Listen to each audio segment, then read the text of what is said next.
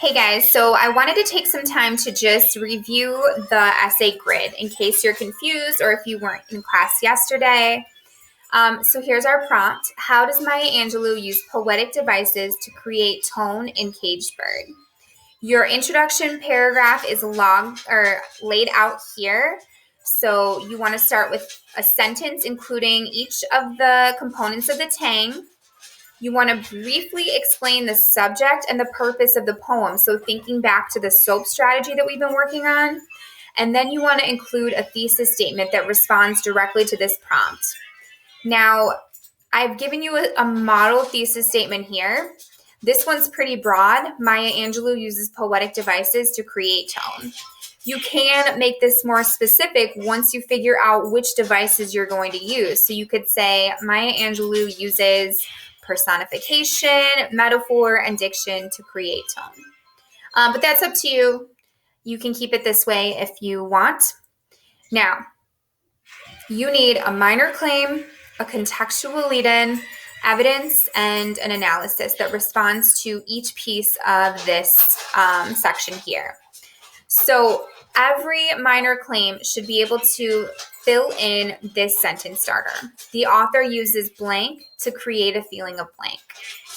So let's say I want to focus on these first few lines of the poem. A free bird leaps on the back of the wind and floats downstream till the current ends. Okay, so in this, I see an example of personification. So I'm going to use that over here. The author uses personification to create a feeling of joyfulness in this stanza.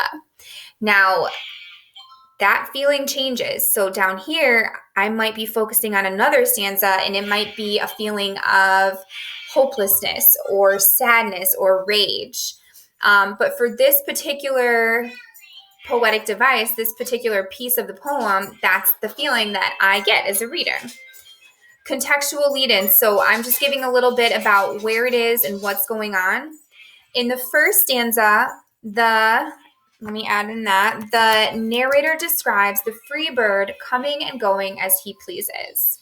And then we have the quote, a free bird leaps on the back of the wind and floats downstream till the current ends. Now, here's the most important piece, right? The analysis.